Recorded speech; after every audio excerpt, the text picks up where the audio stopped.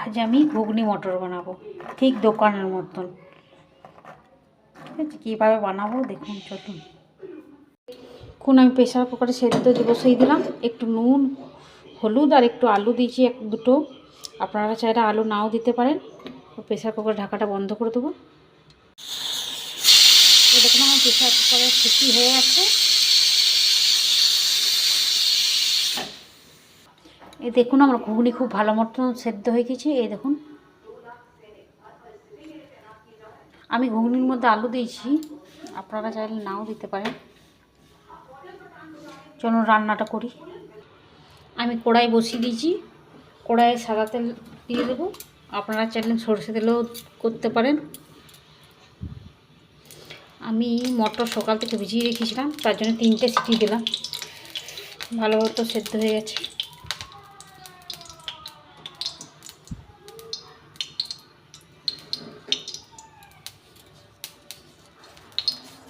তেল গরম হয়ে গেছে আমার।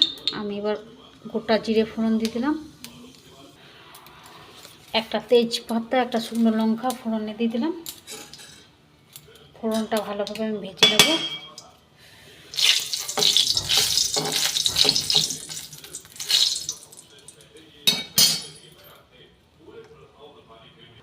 আমার ফোড়নটা ভাজা হয়ে গেছে। আমি টমেটো কুচি দিয়ে দিলাম। আমার টমেটোটা ভাজা হয়ে গেছে।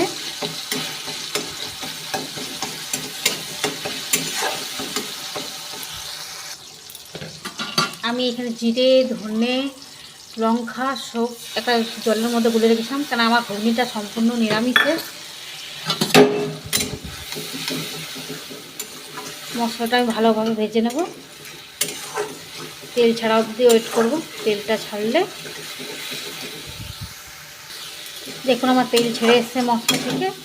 আমি এবার ঘুগনিটা দিয়ে দেবো।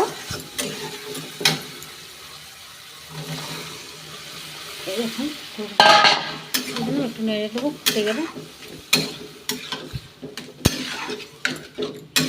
আমার রান্না যদি ভালো লাগে অবশ্যই একটা কমেন্ট শেয়ার করে দেবেন, একটা লাইক কমেন্ট শেয়ার করে দেবেন। এবার ঘুগনির মধ্যে আমি গরম মশলা দেবো একটু। ঘুগনিটা ফুটে এসছে, গরম মশলা দিয়ে দিলাম আমি 1 চামচ, ছোটো চামচের। আর ধনে পাতা কুচি দিয়ে দিলাম উপর থেকে ছড়িয়ে। এবার একটু ফুটে এলেই ঢাকা দিয়ে নামাবো আমি। এই দেখুন আমার ঘুগনি রেডি।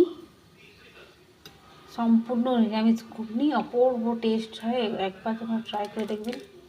এই দেখুন কলাই গোটা গোটা আছে, সুন্দর।